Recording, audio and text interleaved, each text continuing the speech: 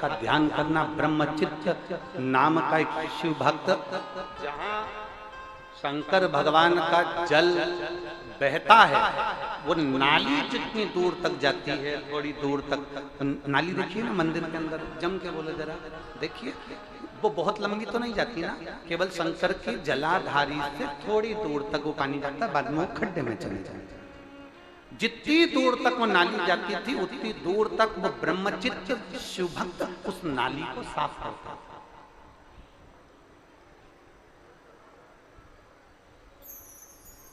दो स्थान शंकर के मंदिर के, दो स्थान। अगर बहुत रोग में ग्रसित हो ना, बहुत रोगीले हो गए ना, बहुत कोई बीमारी ज्यादा हो गई ना, दो स्थान शंकर के मंदिर के बना लो। दो स्थान जिसको हमको साफ करना है, दो स्थान, और वहां चंदन की एक बिंदी रखकर आना। दो स्थान बना लीजिए। पहला, ये जो जलाधारी है, अशोक सुंदरी वाला जो स्थान है, पहला स्थान अशोक सुंदरी का स्थान, जहां पर बीच में एक मोटी सी लाइन रहती है, उसके आसपास में जो जगह रहती है, उस जगह को जल से साफ करिए, और जल से साफ करने के बाद में उसी को अपने शरीर पर थोड़ा सा लगाइए, हाथ को धो लीजिए, थोड़ी सी चंदन की बिंदी दोनों ओर लगा दीजिए। पहला स्थान।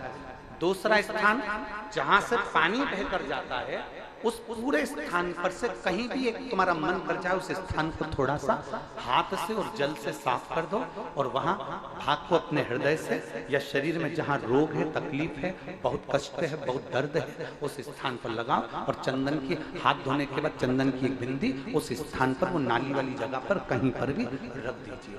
ये दो जगह आप साफ करना सीख जाओ। ये दो स्थान आपने अगर साफ करे हैं तो निश्चित है कितनी भी बड़े से बड़ी बीमारी है उसका रिजल्ट अच्छा ही आएगा, वो बीमारी समाप्त होगी। वो बीमारी समाप्त होगी, निश्चित है। थोड़ा समय लगेगा, थोड़ा समय लग सकता है, पर आप अपने भरोसे से अगर करोगे तो निश्चित प्राप्त।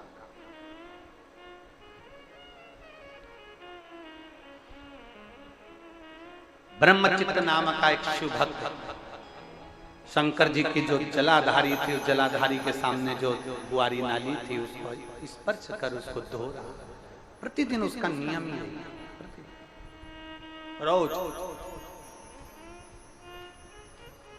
प्रतिदिन। समय बदला, काल चक्र बदला, शनि ने अपनी कुदृष्टि उस ब्रह्मचित्त पर दे दी। शनि महाराज ने अपनी दृष्टि दी और ब्रह्मचित्त शिव भक्त पर दृष्टि आई। कल एक पत्र था, एक माता जी ने, उस पत्र को ढूंढेंगे तो समय लगेगा, एक माता जी ने उस पत्र में लिखा कि गुरुजी, जो भगवान का भजन करता है, जो भक्ति करता है, जो आराधना करता है, दुख उसी पर ज्यादा क्यों आता है? कल 2 पेज का पत्र था, हम उसको पढ़ते परंतु समय नहीं मिल पाया।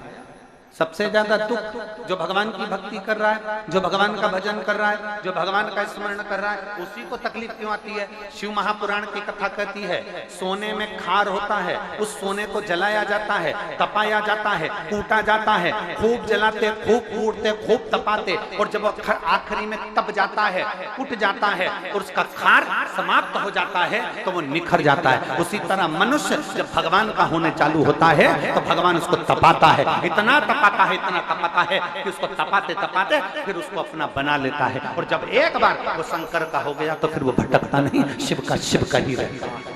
फिर यदि इन नेत्रों की रोशनी भी अगर कम हो रही है ना, आप चश्मा लगाओ, डॉक्टर को दिखाओ, दवाइयां लो, जांचें कराओ, डॉक्टर बोले ऑपरेशन का ऑपरेशन कराओ, क्योंकि हमने पहले भी कहा कि डॉक्टर शंकर का एक रूप होता है। हमने पहले भी कहा कि डॉक्टर शिव का एक रूप होता है। आप जांच कराइए, आप डॉक्टर को दिखाइए।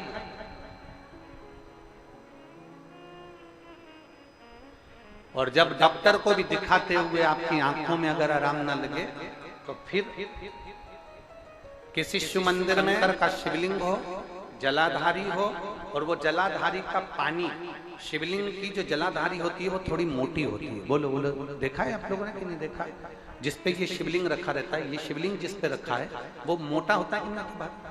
तो जलाधारी जो मोटी होती है ना चारों तरफ, तो शंकर पे चढ़ा हुआ जल इस जलाधारी में से जब यहाँ से बहकर आता है, उस स्थान पर अपनी हथेली का स्पर्श करिए और स्पर्श कर कर शंकर के मंदिर में ही नेत्रों को लगाने का प्रयास करिए।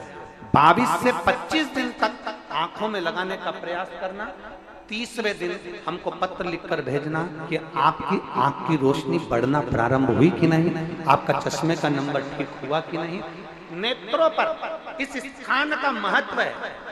ये गणेश और कार्तिकेय का स्थान, बीच में अशोक सुंदरी का स्थान, शिवलिंग, शंकर के ऊपर जो जल गिरता है, शंकर जी की 5 लड़कियां, जया, विषहरा, सामरीवारी, दौतली, देव, जिस पर शिवलिंग रखा है ये पार्वती जी का हस्तकमल। और ये जो भाग है जहां से जल नीचे गिर रहा है, ये 33 कोटि देवी देवताओं की जो धर्म पत्नियां हैं उनका स्थान होता है, जहां से ये जल नीचे की ओर आता है। उस स्थान पर अपनी हथेली का स्पर्श कर कर अपने नेत्रों पर लगाना प्रतिदिन प्रारंभ करो। 25 दिन के बाद बात करेंगे कि नेत्र की रोशनी बढ़ती है कि नहीं। जांच भी कराना, डॉक्टर को दिखाना भी कि हमारी नेत्र की रोशनी का कितना अंतर है, जरा देखकर बताओ। जरा देखिए,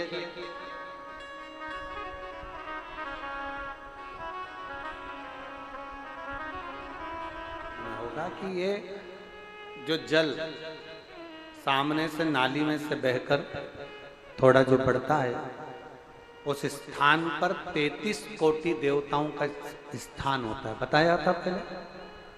किस किस ने सुना था? जरा हाथ उठा। सबने सुना है? सामने जो नाली रहती है जहां तक पानी जाता है, इसलिए हमारे यहाँ शंकर भगवान के जलाधारी को लांगा नहीं जाता। जो स्थान है सामने नाली वाला, जहां से पानी बहकर आगे जा रहा है, वहां 33 कोटि देवताओं का स्थान होता है। अब ब्रह्मचित्त क्या करता था कि वो जो स्थान जो था उसको सुंदर पुष्पों से उसका श्रृंगार कर देता था, फूल से उसका श्रृंगार करता था, फूल से उसको सजाता, बड़ा सुंदर श्रृंगार कर देता, बड़ा सुंदर सजा, बड़ा सुंदर वो श्रृंगार करता।